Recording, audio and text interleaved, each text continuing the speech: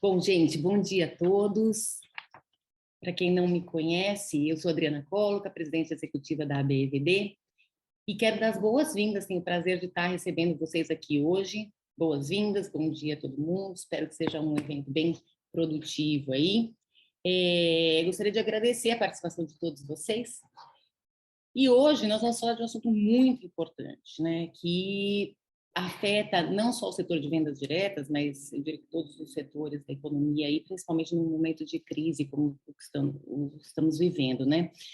O setor vem sofrendo e busca muito por soluções aí, as fraudes, né? As fraudes nos cadastros e tantas outras que sofremos aí no dia a dia.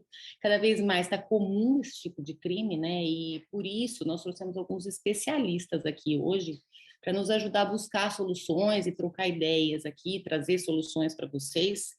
Então, eu vou pedir para as meninas abrir a câmera e vou apresentar aqui. Bom, enquanto elas estão entrando, interessante dizer para vocês que a gente tem aí previsto, né, um evento presencial em outubro, no dia 19 e 20 de outubro, estaremos presencialmente fazendo nosso terceiro Congresso Nacional das Vendas Diretas, e a gente espera encontrar com todo mundo lá, depois de 3 anos tão de virtual e de digital. A gente sabe, sem dúvida nenhuma, que o virtual trouxe tantas coisas boas, benefícios aí para a gente, né, no todo dia, poupa tanto tempo, tanto estresse, mas, por outro lado, também faz falta a gente se encontrar de vez em quando de forma presencial, né? Então, em outubro, estaremos lá, esperamos todos vocês, as inscrições já estão abertas, tá bom? Pode nos procurar no nosso site, tem essas inscrições lá abertas, tanto para a Expo, né, para a área dos estandes, quanto efetivamente para o congresso, onde a gente vai ter esse e outros temas aí super interessantes e atuais para o nosso setor, tá bom? Bom, vamos agora, sem mais delongas, né, vamos chamar aqui as nossas queridas palestrantes. Bom, eu quero começar chamando aqui a nossa mediadora do painel, a Patrícia Gomes, da OmniLife. A OmniLife é uma empresa que faz parte do nosso conselho diretor, é nossa associada há muito tempo, nos apoia aí. Patrícia está sempre nos incentivando, nos apoiando aí em todas as iniciativas e projetos da associação, faz parte dos comitês e foi quem inicialmente trouxe para a gente esse tema das fraudes. Bom dia, Pati. Bom dia, Adri, bom dia a todos. Um prazer estar com vocês nessa manhã. Obrigada pela tua participação aí, sempre muito relevante a sua participação. Obrigada por você estar sempre tão próxima a gente aí, é sempre muito importante. Quero apresentar também a Mônica Sarjan, da Serasa Experian, nossa parceira, com mais de 25 anos atuando com prevenção à fraude e meios de pagamento em diversos segmentos, como o segmento financeiro, e-commerce, companhias aéreas e adquirências. A Mônica atua como consultora de negócios na Serasa Experian, apoiando nossos clientes com as melhores estratégias e práticas de mercado, um processo seguro de prevenção e fraude, conversão de vendas. Então, super bem-vinda, Mônica, e quero também apresentar a Paula Costa Curta, da ClearSale, também nossa parceira. Com mais de 14 anos, atuando nos segmentos de meios de pagamento, a Paula atua como gerente comercial de Enterprise na ClearSale, contribuindo para a proteção dos clientes estratégicos, no que tange produtos de prevenção à fraude, score de crédito, dentre outros. Então, bom dia a vocês, sejam muito bem-vindas, e eu vou deixar aqui aberto para sobrar bastante tempo aí para vocês trocarem. Então, sejam muito bem-vindos, bem-vindo também ao público que vem hoje aqui nos prestigiar. Pati, a palavra está com você. Muito obrigada, Adriana, obrigada. Bom dia a todos mais uma vez. É um prazer estar aqui para moderar esse debate sobre as melhores práticas para evitar golpes e fraudes, um tema tão atual, como comentou a Adriana, e relevante não apenas para o nosso setor, mas também para a economia. Nós sabemos que 2% das transações nas empresas de venda direta são uma tentativa de fraude. Parece um percentual pequeno, mas é muito significativo e vem causando um grande impacto e prejuízo financeiro. Então, eu queria passar a palavra inicialmente, que a gente pode começar com a Paula, da ClearSale, para nos passar um pouquinho do panorama, visão geral, um mapeamento dessas ameaças no segmento da venda direta. Paula. Olá, obrigada, Patrícia.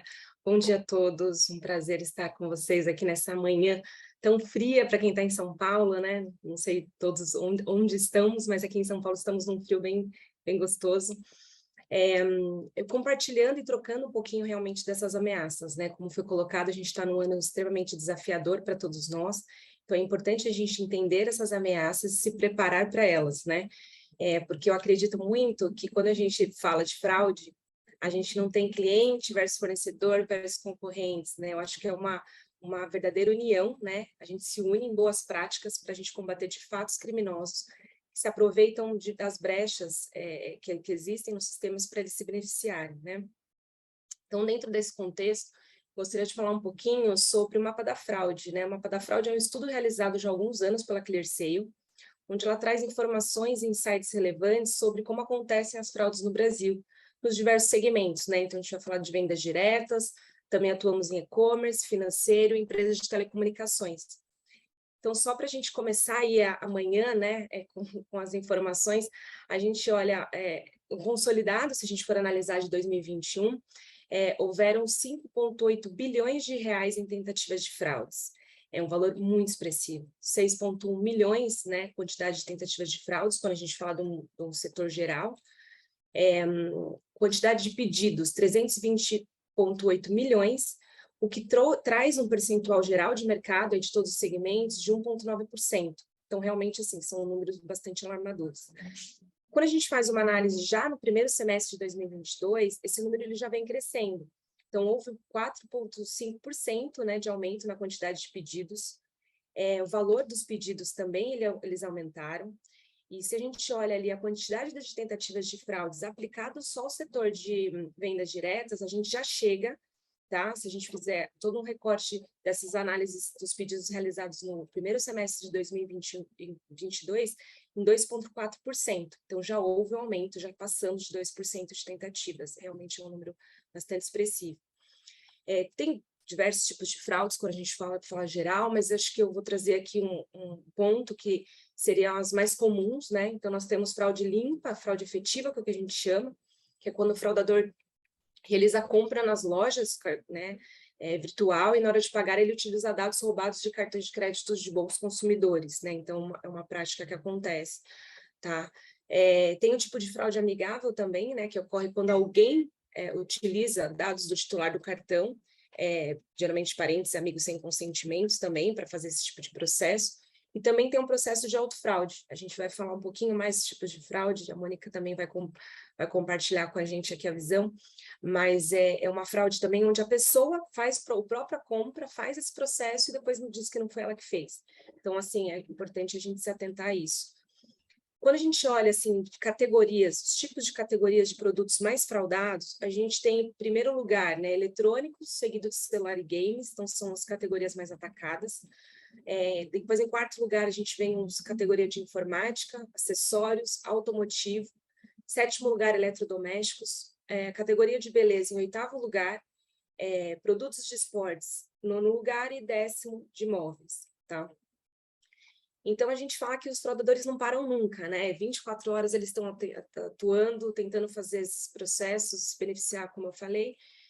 Então, 24 horas as fraudes acontecem, mas a gente percebe um horário de pico dessas fraudes entre 2 a 4 horas da manhã. Então, é um ponto importante aí de conhecer um pouquinho mais como é que esses fraudadores ali atuam, tá? Então, se a gente falar exatamente no segmento de vendas diretas, nesse primeiro semestre de 2022, como eu falei, foram analisados 1,4 milhão, né, de pedidos em quantidade de propostas que a gente analisou, e dentre elas, mais de 35 mil, né, foram quantidade de tentativas de fraudes. Então, a gente chega nesse número geral, como eu coloquei, de 2,4% de transações. E quando a gente olha o Brasil como um todo, a gente destaca, né, então, a região mais fraudada é o Sudeste, né, tem uma maior quantidade de negócios, maior quantidade de pedidos. Começa com o Sudeste, seguido de Norte e Nordeste. Depois vem o Centro-Oeste, E aí a região que tem menos propensão à fraude, né, menos ataques de fraudes, é a região sul. Então, acho que um panorama geral que eu quis trazer de como está, né, a fraude no Brasil nesse momento. Obrigada, Paula. E vocês conseguiriam nos pontuar as principais ameaças especificamente que a venda direta vem sofrendo, Mônica? Vamos lá. Bom dia, pessoal. É um prazer estar aqui também com vocês. Estou um pouquinho só rouca de ontem, a gente participou de algumas feiras aí, mas acho que vocês estão ouvindo bem, né? Vamos lá. Como a Paula comentou, né, a gente vem aí com um cenário econômico ruim, né? Então, a gente sabe que quando isso acontece, a gente tem um aumento de fraude, né? Acaba tendo essa elevação de fraude, os fraudadores acabam tendo um direcionamento aí mais forte.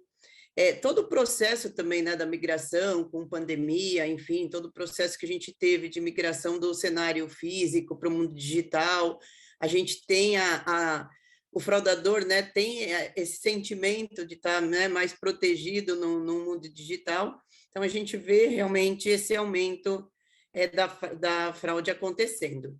E aí a gente sinaliza alguns pontos aqui que a gente identifica, né, como pontos principais aí de identificação de fraude, que é a utilização, né, de dados de terceiros, então acaba tendo essa utilização de dados que é comprado em Deep Web, enfim, em diversos canais, né, são dados de pessoas idôneas que são utilizados. A gente tem toda a questão também, né, assim como os dados, toda a parte de pagamento, então a questão de cartões clonados, né, informações vazadas de dados de cartões.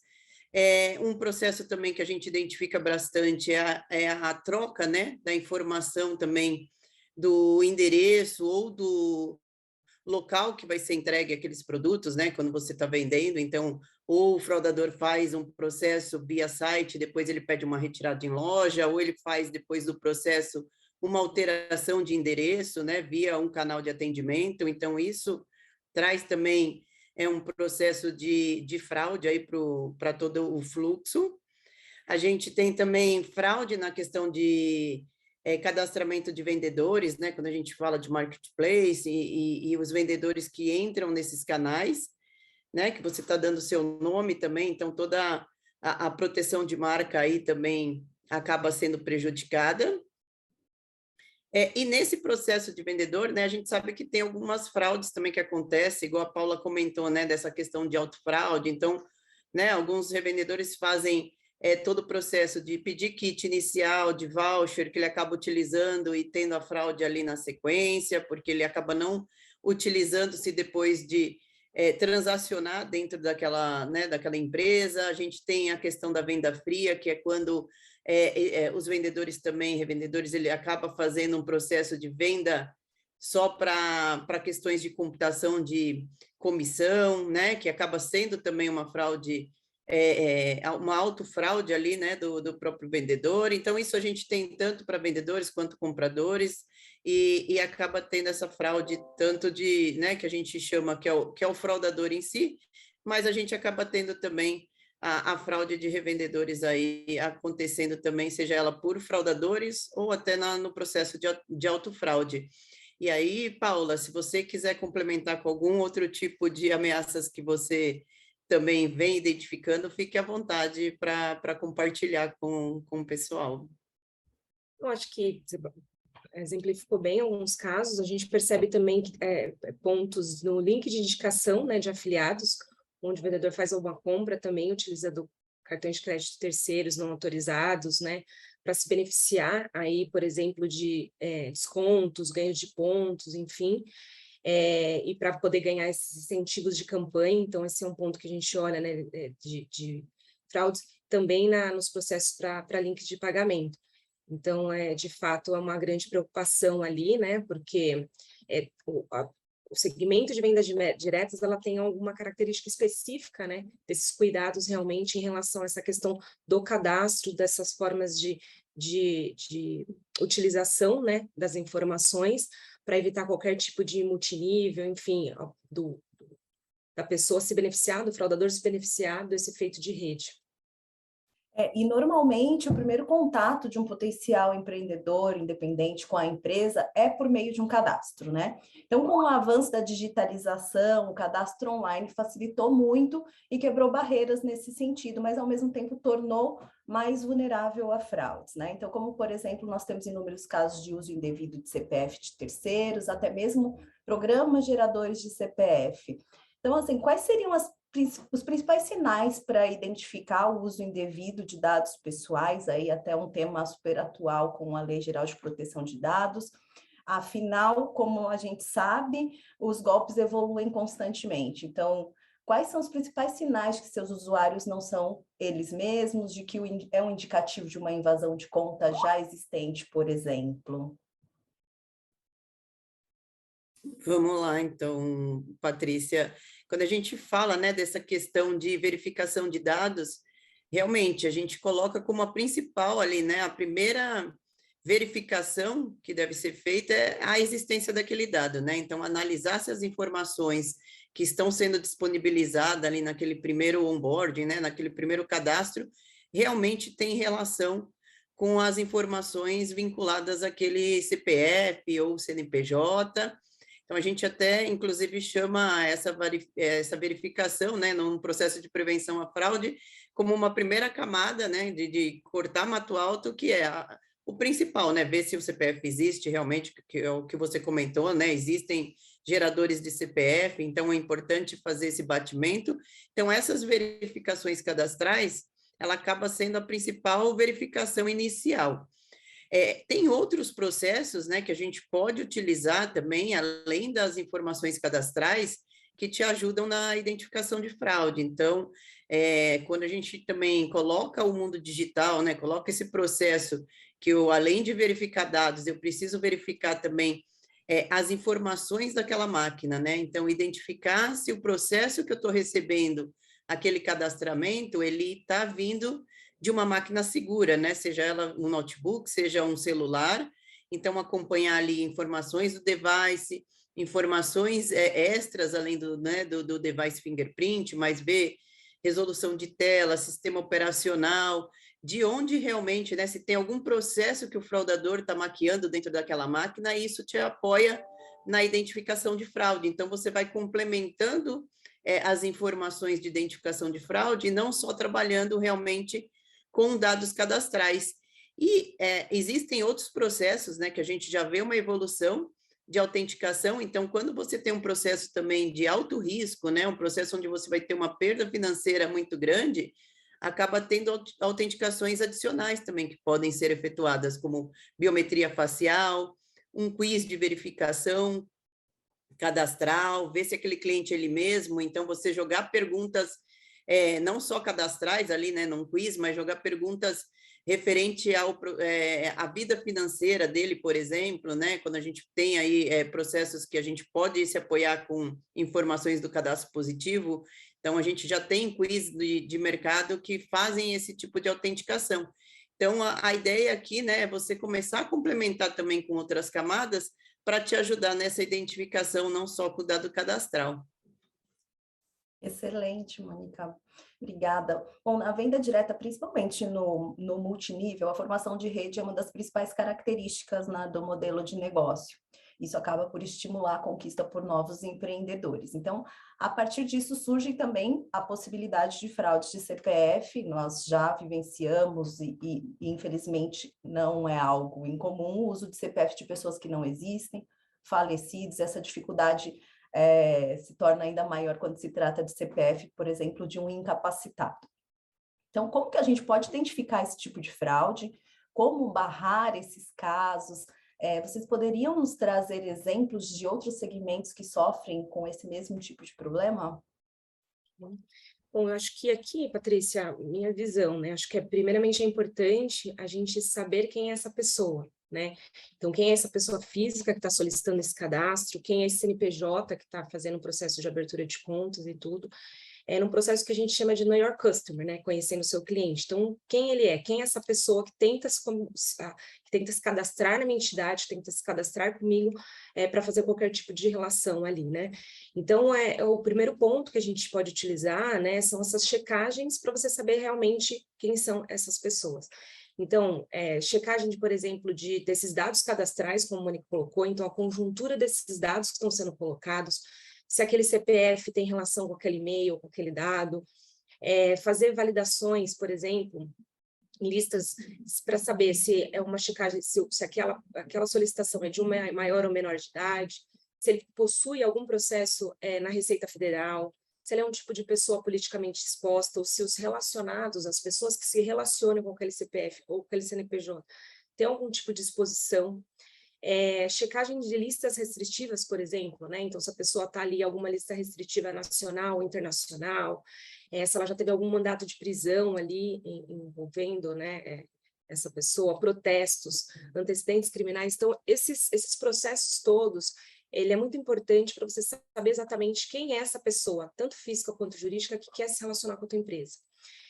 Um segundo elemento que a gente pode utilizar também, que é bastante importante, dentro dessas camadas de autenticação, né, que a gente utiliza, que a Mônica explicou ali anteriormente, a gente também tem um elemento que é o segundo fator de autenticação, ou seja, a gente faz um contato, né, com o titular daquele CPF, com aqueles dados, para a gente validar se de fato é aquela pessoa que está fazendo aquela abertura daquela conta. Então, assim, hoje é muito comum, né, como a gente fala, né, a única certeza que a gente tem é que os nossos dados já estão por aí, já estão vazados, realmente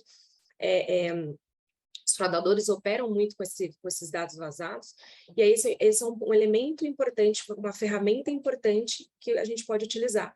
Então, ao invés de você recebe os dados daquele cadastro, e aí você faz uma comunicação jogando seja um e-mail, um SMS, um canal de WhatsApp, se comunicando com o verdadeiro titular para dizer se ele é de fato que está fazendo aquela transação, se ele está fazendo aquele processo de abertura daquela conta, daquele cadastro, está fazendo a solicitação ali, por exemplo, de alguma participação numa empresa de venda direta. Então, acho que isso é bastante importante observar, tanto conhecer o cliente num processo de Know Your Customer, quanto também possibilidades de autenticações, sem gerar muita fricção, né? Porque a gente sabe que também colocar muitos processos de validações, dependendo do público, né, do revendedor que a gente está atuando ali, gera muito abandono, então a ideia nunca é essa, é fazer um processo bem fluido e bem menos fricção possível para que ele consiga fazer esse processo. Essa ideia de fluir o processo ela é muito importante para o setor também, para não interromper possibilidades de compra, né? Então, falando especificamente de tentativa de invasão e roubos de dados, né? Como as organizações podem identificar rapidamente essas situações e evitar pequenos golpes que se transformam aí em fraudes cada vez maiores e que prejudicam, oneram tanto as empresas e muitas vezes também o consumidor. O que a gente pode fazer para mitigar o risco desses usuários fraudulentos, Paula? Bom, quando a gente fala de roubo de dados, acho que tem dois pontos que a gente pode observar. Então, assim, tem a questão do segurança do representante, né, quem está na ponta. Então, boas práticas que a gente fala é sempre cuidado ao utilizar uma rede Wi-Fi pública, uma rede não segura, não fazer o compartilhamento de senhas, né? Então, ter sempre o processo de senhas muito fortes cadastrados e atualizar isso de forma constante, isso é muito importante. Quando a gente olha também do lado das empresas, né? Então, aí tem diversas camadas de proteção que as empresas criam, firewalls de proteção, VPNs, enfim, para que esse processo, para que essa segurança, né, dessas empresas fiquem mais fortalecidas. E quando a gente fala, por exemplo, nessa questão de vazamento de dados, né, ou de roubo de dados, a gente tem o famoso phishing, que todo mundo conhece bem, que ele nada mais é uma prática de copiar a identidade visual toda da marca, né, com uma criação de redes sociais, perfis falsos e tudo, com o intuito de se passar por aquela empresa para fazer o roubo de dados. Então, assim, acho que todos nós aqui certamente já fomos impactados com algum tipo de mensagem que diz que a gente ganhou algo, que a gente está devendo alguma coisa, para que a gente clique naquele link e as pessoas ali, de alguma maneira mais extraída, clicam, cadastram os dados e naquele momento aqueles dados cadastrados estão sendo roubados. Então, isso é bastante importante, a gente sempre se atentar, sempre checar bastante a fonte desse dado. E para isso existem formas desses monitoramentos, né? A gente fazer esse monitoramento, que as empresas podem olhar para isso, que é justamente sempre trabalhar na divulgação dos canais oficiais da empresa. Então, para que os clientes finais, eles sempre fiquem atentos a todo tipo de comunicação que eles recebem. Excelente, obrigada, Paula. Agora, tratando especificamente de fraude no meio de pagamento, né? Algo comum na venda direta é a utilização de cartão de crédito de terceiro, porque nem sempre nossos empreendedores são bancarizados. Então, grande parte desses empreendedores independentes se utilizam de cartão de crédito de outras pessoas, muitas vezes de um parente. Aí surge a vulnerabilidade dos cartões roubados para comprar produtos. Então, supostamente, se entende que existe um empreendedor interessado, né, em comprar os produtos para revender, e diante disso, o que podemos fazer para reduzir esses riscos ou identificar que é um cartão roubado antes da empresa ter esse prejuízo? É possível alguma identificação prévia de fraude em meios de pagamentos? É possível a gente conseguir identificar isso antes do prejuízo, antes de remeter os produtos, antes de uma contestação de compra, por exemplo? É possível sim, né, Patrícia? É possível fazer algumas identificações. Hoje a gente já tem, né, soluções onde é possível verificar, e é comum, né, a gente ver realmente essa utilização, né, de cartão de terceiro, seja ele porque o revendedor precisa poupar o cartão dele, ou ele não tem limite ali, né, e precisa utilizar ali de um limite de um terceiro. A única coisa que a gente comenta aqui, né, quando a gente fala de soluções e essas identificações, é ter a segurança também, né, que você está trabalhando com uma empresa que tem todo o processo de certificação, né, como a Serasa aqui, nós somos PII, né, onde podemos receber informações tanto de CPF quanto informações de cartão. Então, é bem importante essa questão, né, de você verificar a empresa que você está trabalhando, para ter toda a proteção também de dados dos seus clientes. Por quê? Porque aí a gente consegue trabalhar, né, através de informações. Hoje a gente, né, trabalha aí com partes do cadastro positivo, né, que é um processo onde nós recebemos toda a informação financeira, né, dos bancos, das instituições financeiras, onde possui ali dado do cartão de crédito, né, dado da informação de CPF vinculada. Então, através disso, a gente consegue estatisticamente gerar ali uma pontuação, né, de confiabilidade para que aquele CPF realmente tem vínculo com aquele meio de pagamento. Então, são formas de validações onde você já consegue identificar a fraude, né, antes de ter realmente um prejuízo, porque no caso de uma identificação ali que não confere, né, essas informações, elas não fazem relação, você acaba não tendo o prejuízo ali da entrega de uma mercadoria, enfim, ou de um cadastramento, né, para futura fraude. Então, a ideia aqui realmente é fazer essas verificações, e aí sempre importante, né, não ter só os dados ali do comprador, mas você ter também os dados daquele pagador, e conseguir fazer também até o relacionamento, né, entre esses CPFs, ver se eles realmente têm alguma relação para que aquele CPF que está se cadastrando, que está comprando, ele tem realmente autorização, né, para a utilização daquele cartão de terceiro. Então, toda essa informação de dados é possível hoje ser feito, né? E aí é o que a gente comenta também, e atribuindo aí também todas as informações de máquina ali, né? Porque se você está no mundo digital, a gente sempre comenta, né? Então, eu olho ali, além do pagamento, olhar também outras variáveis que eu vejo de onde está vindo aquele pagamento, né? Se a máquina é confiável, as próprias regras de velocidade, né? Quantas vezes essa mesma máquina está fazendo situações de pagamento comigo? Então, é uma forma de você contribuir ali na identificação da fraude, complementar camadas, complementar essa questão de tecnologia, ela vem ajudando bastante na identificação de fraude para o mercado. Muito bom, Mônica, até para complementar você, né, sobre esse ponto, que acho que essa é uma prática realmente bastante comum, a gente destaca aqui o efeito de rede, né? Então, quando a gente fala, por exemplo, de padrões de fraudadores, né, a Clear, como ela atua num cross-segment, que a gente chama, né? Então, a gente processa análises de mercado financeiro, de vendas diretas, de e-commerce, de empresas de telecomunicações, a gente consegue ter um efeito de rede, porque os fraudadores, eles têm padrões de ataques muito comuns, né? Então, de modo geral, eles se beneficiam, né? Obtêm informações de um dado roubado, e aí eles, através disso, eles começam a fazer várias solicitações ao mesmo tempo. Então, a Clearseal, ela consegue fazer, como a gente é um player neutro, né? A gente consegue olhar esse comportamento desse CPF nesse mercado, olhando exatamente, poxa, aquele CPF está fazendo uma solicitação de cadastro para revenda de produto de uma empresa X, ele está fazendo ao mesmo tempo compras no e-commerce de números de celulares, uma quantidade maior do que o padrão de consumo. Então, através desse efeito de rede, a gente começa a conhecer o padrão de comportamento daquele CPF, o vínculo que aquele CPF tem com aquele cartão. Então, assim, se aquele cartão que está sendo utilizado tem, de fato, um vínculo com aquele titular ou não. Então, isso tudo também são possibilidades, né, de atuações, né, através de ferramentas de mercado, como a gente fala aqui, para a identificação desses padrões e conseguir conter esse tipo de ataque de fraude. Excelente, obrigada, Minas. Então, agora vamos falar um pouco mais sobre a utilização de perfis fakes, né, em redes sociais e em marketplace. Na venda direta, algumas empresas permitem a venda por marketplace, como também outras que não permitem. Nem sempre o nosso empreendedor aí tem a mesma forma de se apresentar na empresa, em sua rede social, em um marketplace, por exemplo. Por isso, muitas vezes não se tem o controle do cumprimento do plano de negócios da empresa, eventuais infrações éticas e até mesmo casos de concorrência desleal por esses meios, né, de rede social e marketplace. Então, quais dicas que vocês podem nos dar para monitorar estas práticas em rede social, em marketplace, e quais seriam os meios de combater isso com os nossos distribuidores? Patrícia.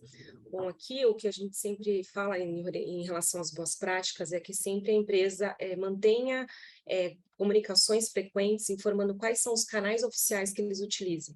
Então, qual é o site oficial que a gente utiliza, se a empresa utiliza um WhatsApp ou não, se ela está usando algum perfil, uma rede social, venda por Instagram, enfim, acho que isso é um primeiro ponto importante, né? Até porque, segundo últimas pesquisas, o volume de redes sociais falsas no Brasil aumentou 28% em relação ao último ano. Então, realmente, assim, é um canal que os fraudadores também têm utilizado bastante, e até pensando nessa preocupação, né, especificamente falando de marketplace, né, das políticas que cada empresa e distribuidor tem, como fazer esse acompanhamento, como fazer esse monitoramento, né? Então, hoje existem ferramentas, né, voltadas para a parte de monitoramento e proteção da marca, que fazem esse acompanhamento e essa varredura que a gente chama no mercado, né? Então, assim, olhando se tem algum tipo de venda de produto num marketplace que não poderia, tá? Então, se a política daquela empresa diz que ele não pode fazer venda de marketplace, ou se aquele valor daquele produto, ele não poderia estar operando, vendendo um valor abaixo daquele valor, então também esse é um tipo de monitoramento que é feito.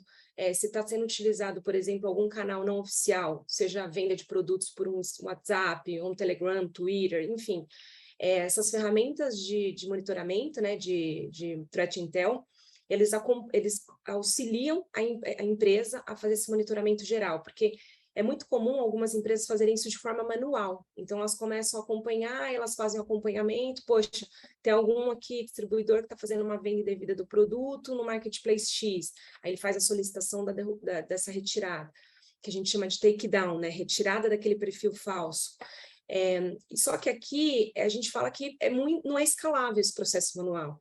Então, a gente orienta realmente que as empresas busquem ferramentas que vão auxiliar nesse processo, né? Então, a gente faz esse processo de monitoramento, tanto na DIC quanto na Dark Web. A gente faz esse monitoramento dessas redes para entender, poxa, aqui tem venda de produtos falsos, poxa, esse distribuidor específico está fazendo uma venda num canal não autorizado por mim. Então, isso tudo são possibilidades de atuações, né, de forma a proteger realmente o negócio, para que não haja essa concorrência desleal, né, como você mencionou, ou dentro de políticas que estejam fora do que é determinado pela empresa. Sim, outro ponto aqui importante, Paula, adicionalmente, seria o uso indevido dessa marca ou do produto nas redes sociais no marketplace, como, por exemplo, além de transparecer que é uma página ou uma rede oficial da empresa, muitas vezes os conteúdos são conteúdos não autorizados ou que descumprem o padrão ético e direcionamento das empresas de venda direta. Há alguma maneira de controlar esse conteúdo do empreendedor? Então, como eu citei, né, algumas empresas iniciam esse processo de forma manual, mas elas começam a perceber, até pelo número que eu trouxe, né, 28% de aumento, né, do ano passado para cá, de perfis falsos, o volume é muito alto. Então, essa ferramenta ThreatX, né, uma ferramenta que pode ser utilizada, por exemplo, como as demais ferramentas, para que haja esse monitoramento. Então, assim, aí o monitoramento ele é feito 24 horas por especialistas, né, em cybersecurity, olhando, por exemplo, todas essas possibilidades. Então, se tem alguém numa rede social, que seja no Instagram, no WhatsApp, no Telegram, abrindo um tipo de comunicação para vender um produto que é falso, ou para vender um produto de uma forma num canal não autorizado, num preço que não está aderente às políticas da empresa.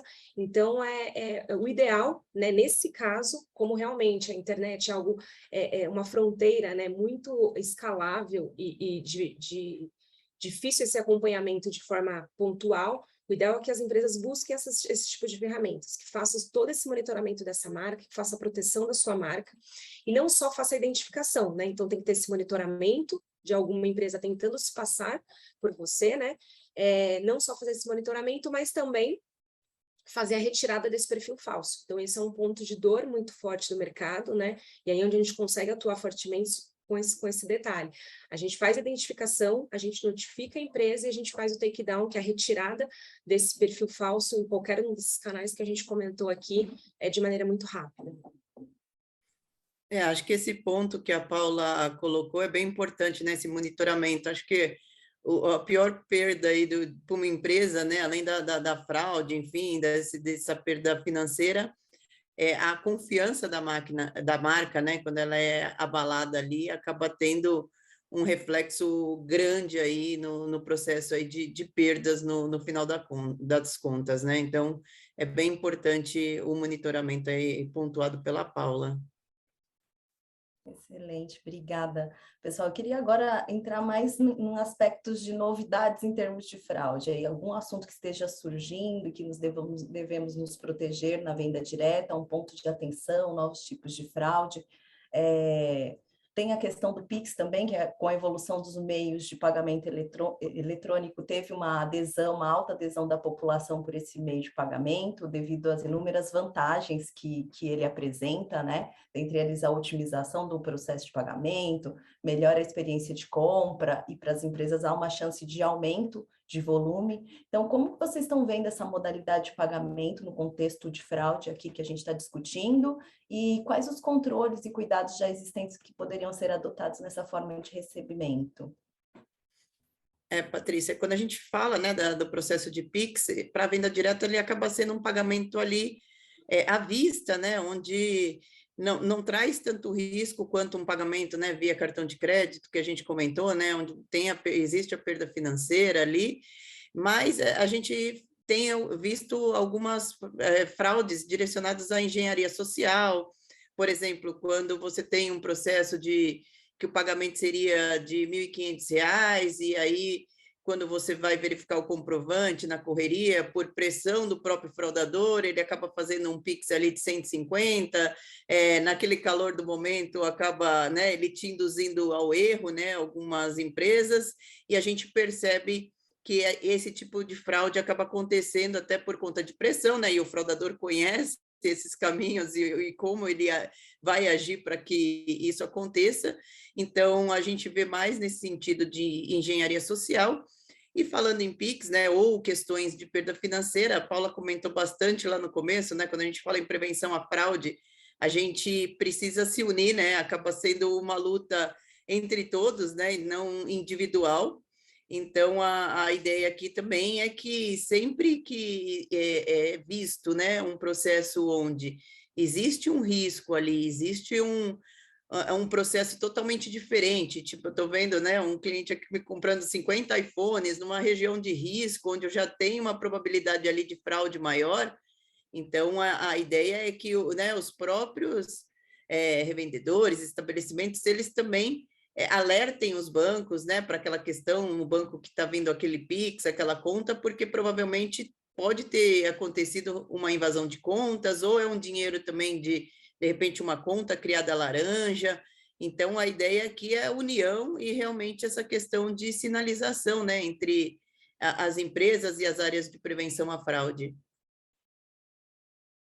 Isso mesmo. A fraude, a gente percebe que a fraude ela é muito dinâmica, né? Então, assim, a Clear atua há mais de 20 anos nesse mercado e a gente percebe que todas as vezes que a gente encontra um caminho, os fraudadores muito rapidamente buscam novos caminhos. Então, é importante a gente estar bastante atento a esse processo, né?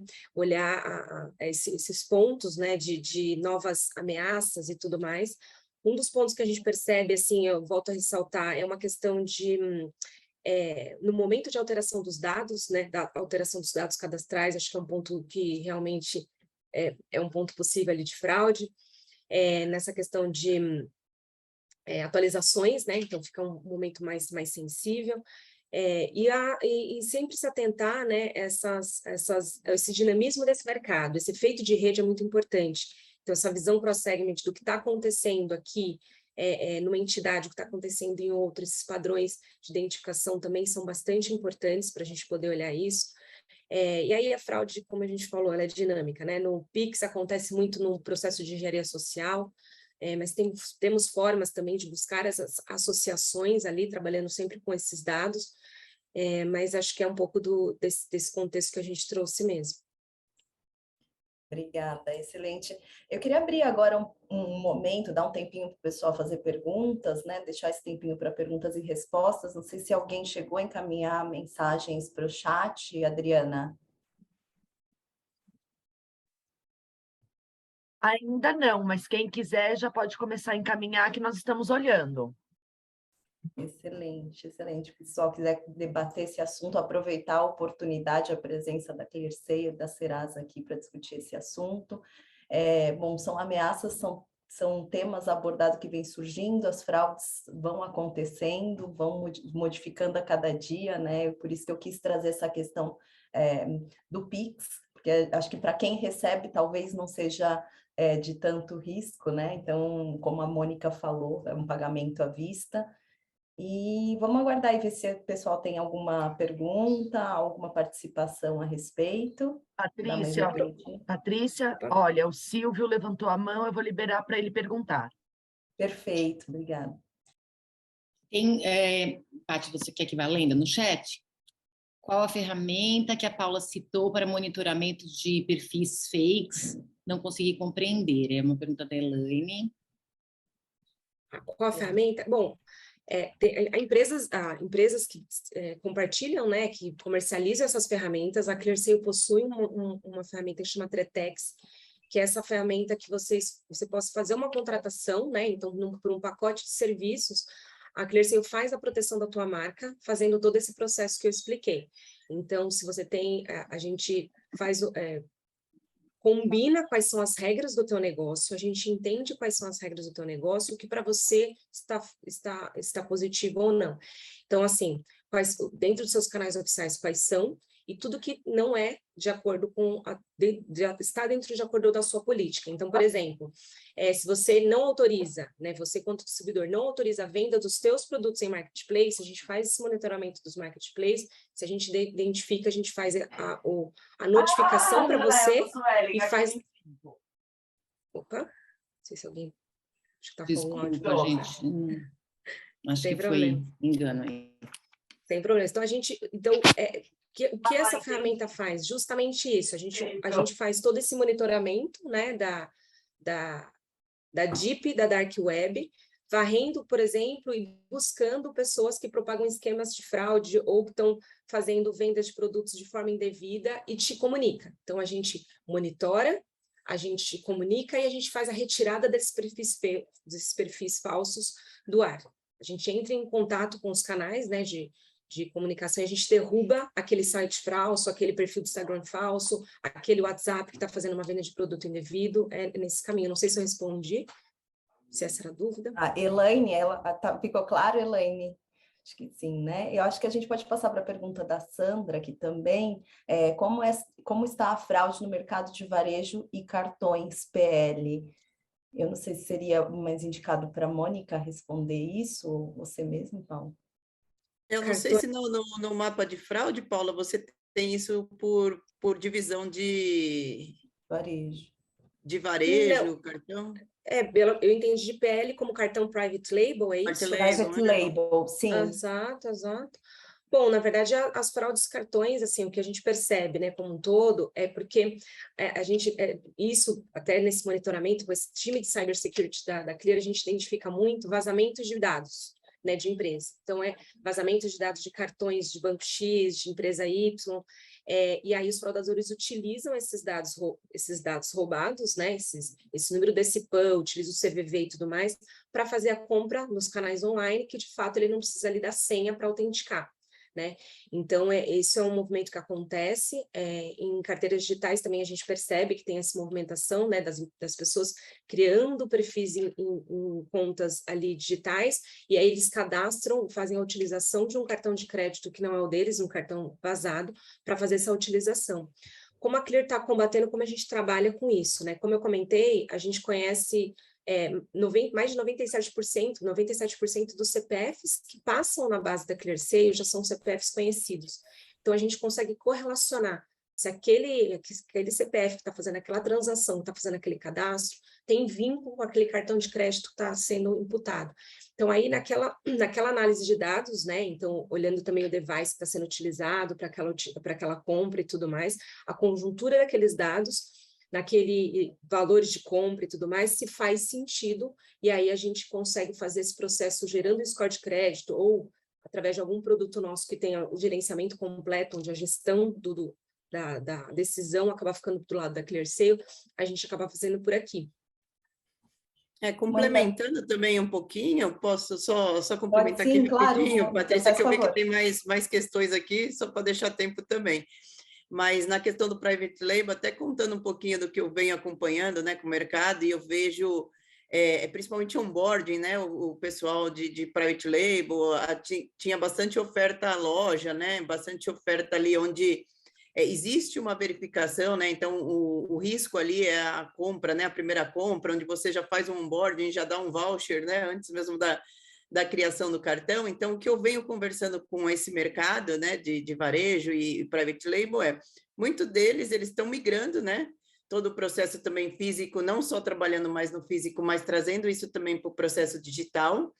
E aí, quando a gente fala do digital, eu acho que fortalecer com a tecnologia, né, acompanhar, igual eu comentei, todo o processo ali do onboarding, mas ver também a máquina, né? Porque quando você está na loja, você tem teu representante e ele acaba sendo ali um fator de autenticação para você, né? Que está vendo ali aquele cliente, está vendo os documentos, né? Muitas das vezes você já tem um processo também de biometria que fortalece ali a tua proteção, né? Inclusive de dar um crédito ali para a primeira compra. Então, nesse mundo, né, da migração do físico para o digital, é trazer essas ferramentas também de autenticação e potencializar ali, ao invés de você ter a proteção direcionada, né, para o teu consultor, o teu revendedor que está ali na frente do cliente, você acompanhar a máquina, então ter todo esse processo de identificação de máquina também é bem importante, e para isso a gente tem, né, soluções de mercado, própria Serasa, Clear, então acompanhar essa questão de identificação. Então, a migração ela vem acontecendo e a proteção ela precisa seguir nesse mesmo caminho. A próxima pergunta é para você, direcionada a você mesmo, Mônica, que você citou um quiz como desafio, você citou como um quiz como desafio, como isso poderia reduzir os custos e SLA de respostas oriundos de análise manual? Boa pergunta, vamos lá. Então, hoje a gente trabalha, né, com um quiz diferenciado de mercado, tá? É o único, na verdade, de mercado, onde a gente trabalha com informações, né, como eu comentei, não só informações cadastrais. A gente trabalha com informações do cadastro positivo, né, como a Serasa, ela tem autorização de trabalhar com as informações de cadastro positivo, que é toda a vida financeira daquele cliente com o mercado, então a gente consegue ter no quiz perguntas como se ele tem financiamento de veículos, financiamento de imóvel, qual a instituição financeira, quais os 4 últimos dígitos de um cartão ativo dele. Então, você sai daquele perfil cadastral onde o fraudador tem acesso e você começa a trabalhar com um processo automatizado, né? Então, comentário de SLA, então você começa a automatizar o seu processo já questionando, né, essas perguntas ao cliente, então fazendo uma autenticação já automatizada, e, em consequência, isso acaba tendo a redução de processo de análise manual, né? Porque uma vez que você consegue autenticar o cliente automaticamente, você começa a ter um fluxo ali de revisão manual menor, né? Você não tem necessidade de jogar para uma mesa e até ter o custo, né? A gente sabe que um custo de operação, de mesa, ele tem ali um valor considerável, então a ideia é trazer essas automatizações de uma forma diferenciada, onde o fraudador não consiga passar por essas perguntas. Então, a ideia aqui é trazer realmente questões de redução de SLA e redução de custo com mesa. Justamente isso. Tem mais uma pergunta aqui, viu, gente, da Cindy, que ela ficou em dúvida nessa validação de identificação, sobre a questão de quem é essa pessoa que está querendo se relacionar com a nossa empresa. Qual ferramenta é possível utilizar para validar se o consumidor é realmente quem ele diz ser? Além da questão da biometria, há mais alguma outra ferramenta que auxilia nesse tipo de proteção? Posso começar, Paty? Vamos lá, a gente tem, como a gente colocou, né, essa validação de dados, a gente acredita muito num processo de onboarding frictionless, né, que é um processo sem fricção. Quanto mais fricção você gera para o seu cliente, maior é a propensão dele em algum momento da jornada desistir de fazer aquele cadastro. Então, a primeira análise que é realizada no input dos dados são a conjuntura das informações que estão sendo colocadas lá, então o vínculo dos dados entre o CPF, o CEP, aquele e-mail, aquele cadastrado, aquele endereço. E aí também, como a Mônica também citou, a gente consegue fazer análise daquele device fingerprint, que é o que a gente chama, que está fazendo aquela solicitação. Então, eu sei dizer, por exemplo, através daquele efeito de rede que eu estava explicando, eu sei dizer qual é o canal que a Patrícia geralmente utiliza, né? Qual é o tipo de device que ela está fazendo, qual é o padrão de comportamento que ela tem. Então, a primeira análise é feita dessa forma. E aí, há a possibilidade de gerar camadas adicionais de fricção conforme a demanda e a necessidade. A gente acredita, primeiro, né, um modelo estatístico rodando, fazendo essa análise de forma automática. A gente desce para o segundo nível, que seria um processo de segundo fator de autenticação que a gente fala, onde a gente ignora o número imputado, o dado imputado, né, naquele cadastro, porque muitas vezes o fraudador ele se vale de mescla de informações, ele busca um CPF que ele recebeu de fraude, que ele pescou, e aí ele mescla com, por exemplo, com o número de celular dele, porque ele sabe que a empresa pode tentar fazer algum tipo de tokenização, e aí ele faz essa combinação de informações. Então, o que a gente pode fazer? Primeiro, a gente faz uma análise dessa conjuntura desses dados, e a gente pode fazer um disparo de 1,2-FA, que a gente fala, que é o desprezar o número, a informação que eles imputaram naquele momento, e através da força dos dados que eu tenho, do conhecimento que eu tenho daquele CPF, eu jogo uma comunicação, seja por um canal de SMS ou um WhatsApp, para o número que eu conheço, que é o número mais provável dele. É o número que eu conheço, que é o número quente, que ele utiliza com a gente já há bastante tempo, e ele é um canal de comunicação forte. E a gente faz um disparo jogando uma informação, se a pessoa de fato está fazendo algum processo de abertura de contas em determinado banco, ou se ela está fazendo algum tipo de compra, ou se ela está fazendo uma solicitação de cadastro, por exemplo, numa empresa de revendedores. E aí, através desse processo de autenticação, que é bem simples, a gente dispara um SMS, um WhatsApp, a pessoa responde 1 ou 2, se ela não é, e aí ela consegue já fazer esse processo.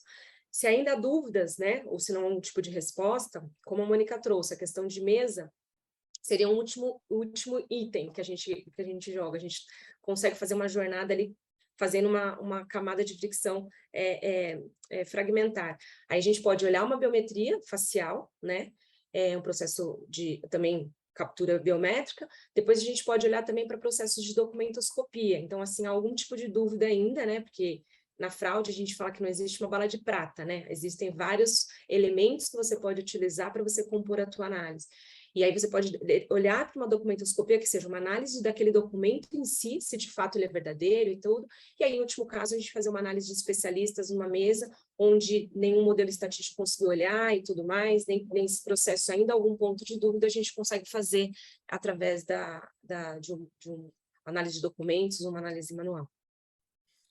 Acho que complementando só aqui rapidinho do lado, né, de Serasa e contribuindo um pouco aí para a pergunta da Cindy, é isso mesmo, né? Acho que o que a Paula comentou e o que a gente vem fazendo e entendendo com o mercado é justamente trabalhar nesse formato, né, de identificação por camada, onde você vai reduzindo o seu custo, então você vai identificando, né, pondo processos, igual a gente comentou, né?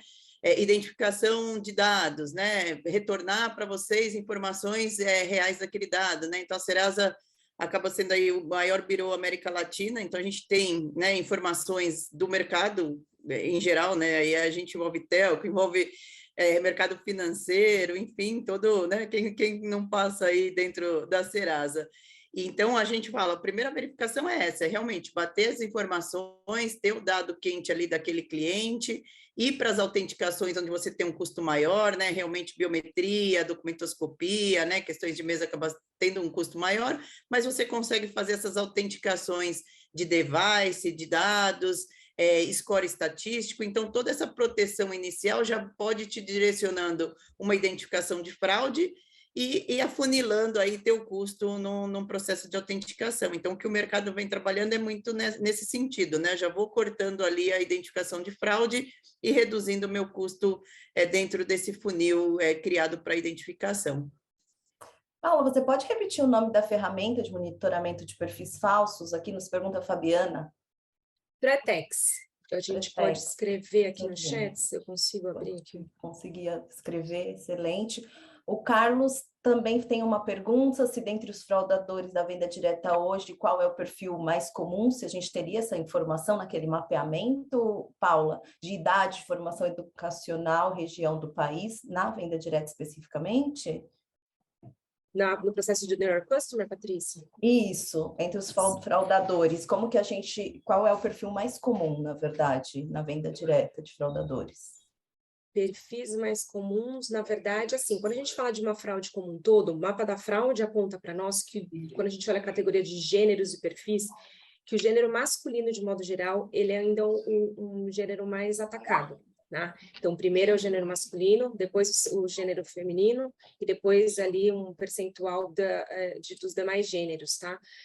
Agora, quando a gente fala, por exemplo, fraudes em vendas diretas, se a gente olha um gênero mais específico, de um modo geral, por conta do perfil, é mais um perfil feminino, tá? Então, uma faixa etária ali entre 25 a 35 anos. Obrigada, Paula. Tem mais uma pergunta aqui, como minimizar riscos na aprovação de crédito com assinatura digital? Não sei se vocês poderiam responder essa. A gente vem percebendo, tá, Patrícia, um movimento, né, grande, principalmente quando a gente fala de pessoa jurídica, né, porque quando a gente fala de pessoa física, essas verificações que a gente comentou, né, ela é muito mais fácil de acontecer, né, quando você tem que fazer um processo ali direcionado, por exemplo, a uma biometria, né, de autenticação em si, né, porque quando a gente fala de empresa, a gente sabe que muitas vezes não é ali o sócio que está cadastrando, né, ou pedindo aquele crédito, é um representante da empresa, ou é a pessoa do financeiro, então você acaba não tendo ali um formato de autenticação. E muitas vezes né, um certificado digital, uma validação feita por algum canal de autenticação, né, seguro, ele acaba, assim, trazendo para você uma segurança maior, né? Até para processos futuros, ou algum não reconhecimento daquele cadastro ou transação. Então, isso apoia, sim. Então, a gente já vem percebendo o movimento, né, das empresas solicitando alguns tipos de autenticações direcionadas ali à pessoa jurídica, e essa forma de autenticar via assinatura também pode ser um processo de segurança ali para as empresas também. Exato. Pode ser utilizado esse ou como uma ferramenta também de mercado, né, que faz análise da pessoa jurídica, né? Então, a gente faz uma análise sempre que uma pessoa jurídica tem os CPFs relacionados, então a gente consegue fazer essa análise dessa conjuntura também, para que a gente possa, nessa solicitação de uma pessoa jurídica de entrar na sua empresa para fazer aquele cadastro, a gente consegue também fazer essa análise também de forma automática para dizer, olha, faz sentido ou não, tem risco ou não nesse CNPJ tentando ser um representante, um distribuidor teu, né? Perfeito. Tem oportunidades aqui de futura parceria com vocês, se querem entrar em contato, não sei se vocês conseguem responder diretamente aí no chat, ou se nós da BVD conseguimos passar o contato de vocês tranquilamente.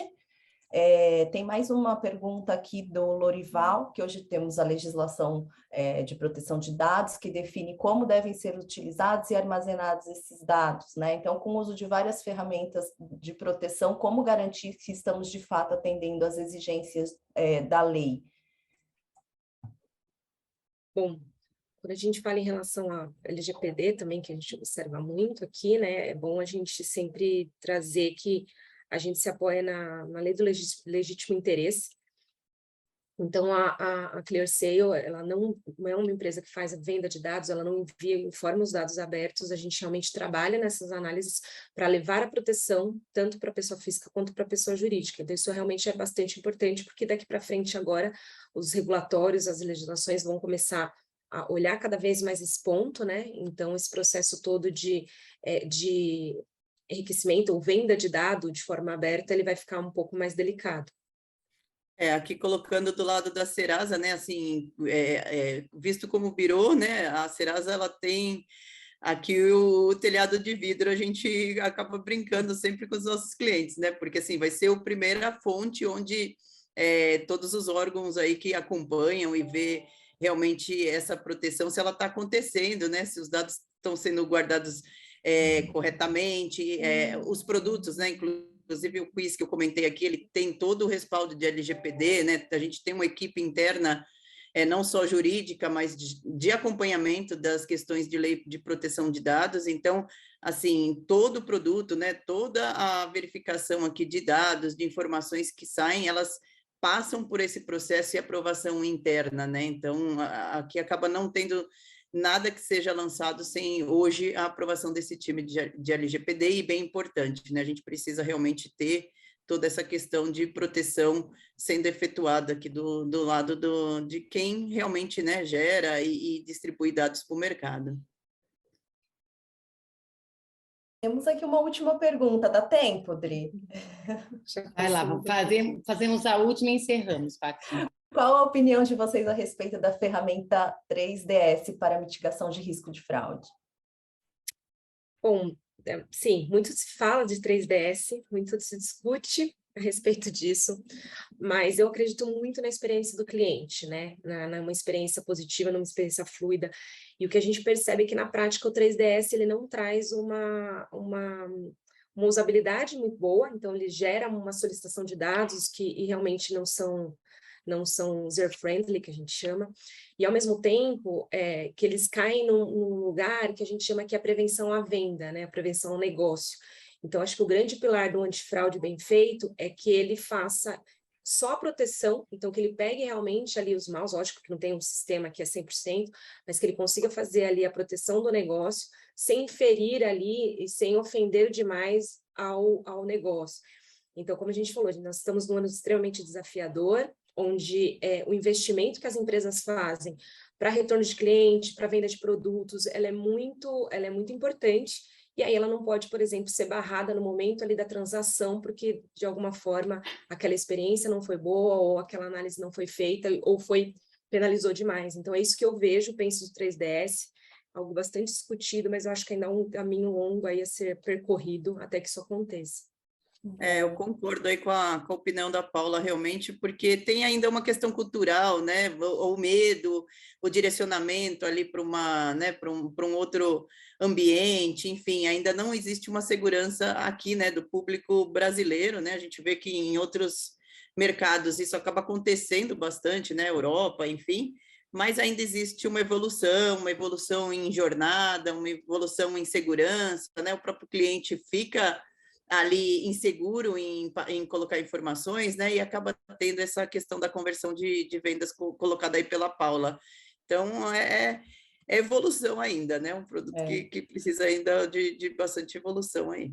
Bom, pessoal, a gente está com o tempo apertado aqui, gostaria de agradecer a ClearSale, a Serasa, a Mônica e a Paula pelo conteúdo, esclarecimento trazidos aqui nessa manhã, assunto de tanto interesse por nós da venda direta, considerando também o momento vivido. Queria parabenizar também a todos da BVD pela iniciativa, pelo evento, e agradecer a oportunidade de mediar esse debate. Muito obrigada a todos pela presença, obrigada pela audiência aí a esse webinar, e mando um abraço para vocês. Muito bom. Obrigada, Patrícia, querida. Obrigada, meninas, Serasa, CleanSale, pela parceria de sempre, por informações tão valiosas. Avisar todo mundo aqui que no Congresso, dia 20 de outubro, a gente vai ter uma mesa redonda sobre esse tema, e não só as experts executivas aí falarão sobre o assunto, como também a gente vai abrir para perguntas e participação e troca de ideias lá, uma mesa redonda, a gente espera todos vocês lá. Mais uma vez, muito obrigada. Quem quiser entrar em contato, tanto com o Serasa quanto com o ClearSale, lá no site da BVD vocês têm o contato, fiquem à vontade, a ideia é essa mesmo, trazer as melhores empresas aqui, com melhores parcerias, exatamente para mostrar as melhores práticas para o mercado. Tá bom? Muito obrigada, bom trabalho a todas e espero vê-las em breve.